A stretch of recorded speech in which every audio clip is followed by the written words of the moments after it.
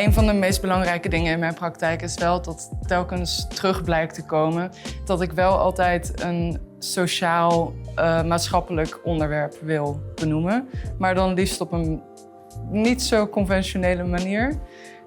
Om het net allemaal een beetje iets meer open te stellen voor interpretatie en mensen aan het denken te zetten.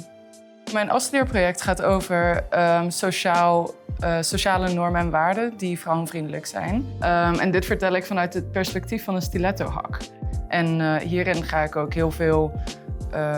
stel ik heel erg ook de vraag van wat voyeurisme in fotografie dan doet in relatie tot dit verhaal.